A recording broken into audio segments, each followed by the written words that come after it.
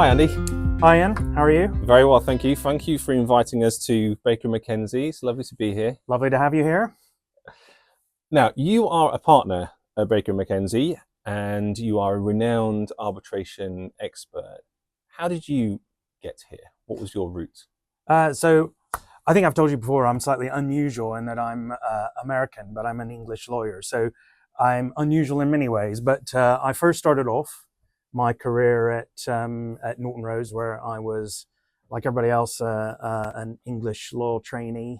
And I ended up staying at Norton Rose for a period of time, and I worked with Juliet Blanche, who at that point was the head of international arbitration at Norton Rose. And I worked with Juliet for about 11 years before now she's off as a prominent arbitrator. And then I spent some time at, I was a partner at Eversheds before I ultimately joined Baker McKenzie almost 9 years ago to the month. So I've been here for 9 years. It's been a fantastic experience, and now I'm the global chair of our practice here, which is also fun. Did you always want to be an arbitration lawyer? I wish I could say yes, but the answer to that is no. No, I didn't. If you'd asked me when I first started out what arbitration was, I think I might have struggled to actually answer that question. So that tells you a little bit about the journey I've been on. But I thought I wanted to be a corporate lawyer or maybe do banking or something. And after a short time of doing that sort of work as a trainee, many years ago now, I thought no, and I ended up working, as I said, with Juliet, and I just loved it from day one, working in the international arbitration space, and I still do. I still get a bit of a buzz out of the sort of the international nature of the work. So this is an interesting time for disputes with new technology, AI developments, with litigation funding, which we've seen for a number of years now.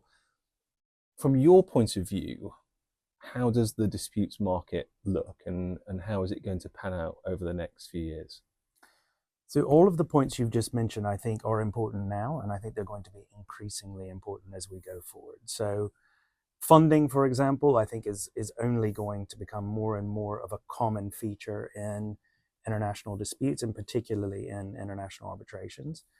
I think one of the things that I'm seeing a lot of at the minute is political turmoil leading to disputes. Now, we've always had that to a certain extent, but with the Russia-Ukraine war, that has really accelerated, certainly from what we are seeing.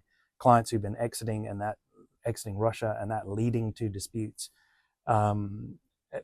Either disputes in and of themselves or disputes as a strategic tool as part of their exit strategy. But it's wider than Russia. I think we are going to see even more political turmoil coming out of Trump's return, just as one example. So that is a common feature.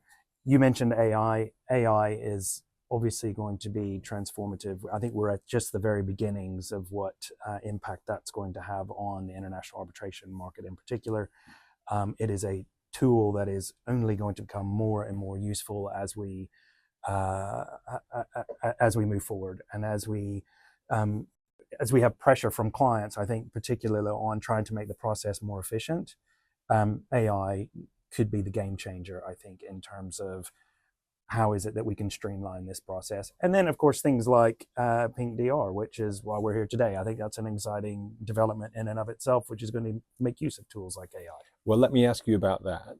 You have been on our global advisory board now for some time, which we're absolutely delighted with, and you've been invaluable in terms of your advice and support over the last 12 months. What was it that drew you to become involved with pinqDR? Well, with risk of complimenting you, Iain, being involved with people like you, with Guy, with the other members of the advisory board was a huge draw, obviously. But more importantly, I think, as I've said, I think pinqDR has the ability to really fill an important gap in the market, and to be an important innovation tool for London as we move forward. And And so for all of those reasons, I think it's super, and I really wanted to be involved, and I'm delighted to be involved. Andy, thank you very much indeed. It's been a delight to talk to you. My pleasure.